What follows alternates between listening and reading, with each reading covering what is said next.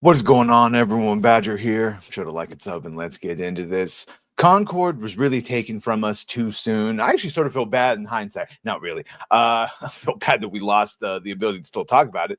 No, what I actually do feel bad about is that it is exactly what we told them to do. They didn't take an already established game and corrupt it with their identity, politics, and ideology. They made a brand new one. And of course, they made everyone have pronouns and be scissoring behind the scenes with vignettes that you would have to watch if you wanted to. No one was watching, by the way. That was the whole point. And of course, in 2 weeks, it got shut down. But I think what upset a lot of us was the refusal to acknowledge all of the issues that we all said the entire time and pointed out, and they sort of gaslit us. We're like, no, it's our fault. It's the bigots' fault instead of their fault for having their lackluster gameplay. And so when you see healing moments like this, well, just Schadenfreude is one thing, but we need a little bit of truth and reconciliation, as they say. So here you have Sony President admitting that Concord had dev problems, to say the least, and that, of course, it needed more user testing and internal evaluation. Those are some buzz terms to like, we messed up. The one for me is that he's acknowledging the dev problems, because the so fun, in fact, I don't have a picture of them, but I could tell you almost certainly what the majority of the dev team probably looked like for a modern gaming audience. So here we go. Totoki, who serves as the entertainment conglomerate's COO and chief financial officer. Posthumous reflection, of course, for the widely panned. All right, so he's right here is where he says it. He says, with regards to the new IP, of course, you don't know the results until you actually try it. We probably needed to have a lot of gates, including, yes, gatekeeping is what is always needed now, including user testing and evaluation, internal evaluation, and the timing of such gates. And then we need to bring them forward, and we should have done those gates much earlier than we did. By the way, this could be applied to anything. Movies, TV shows, whatever. More gatekeepers, more internal testing, i.e., when people say they want to do dumb things, we need to start laughing at them again and saying, no. So that's what he's essentially saying here. Also, we had a siloed organization.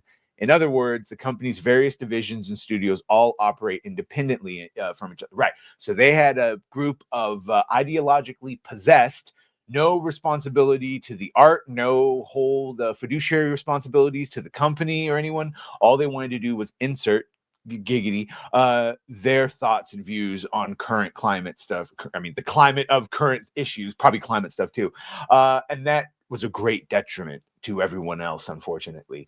Let them do a little bit too much. So going beyond the boundaries of those organizations in terms of development and also sales, I think that could have been much smoother. And he says, and going forward in our own titles and in third-party titles, we do have many different windows. We want to be able to select the right and optimal window so that we can deploy them on our own platform without cannibalization, so that we can maximize our performance in terms of title launches.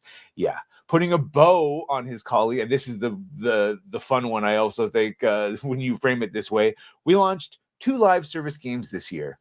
Helldivers was a huge hit, while Concord ended up being shut down. By the way, Helldivers was a huge hit, and they royally shot themselves in the foot with multiple mess ups, including that linking accounts, and then when they finally dropped that, all the countries that lost access still, and didn't have access to it, and then they probably could have recovered from that, but the damn community managers, they chased a lot of people away. And I know some people are playing it now, but it has never regained the insane couple 100,000 people at a time playing numbers it had.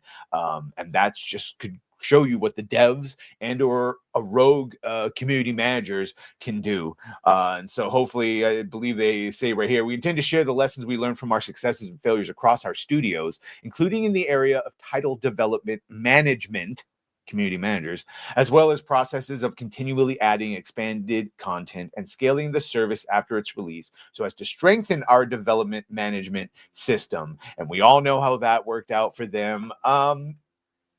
All I require is just a tacit bit of just a small little acknowledgement of your failures before trying to move on. It's the gaslighting, similar to what Ubisoft, who just refuses, and then we get things like this.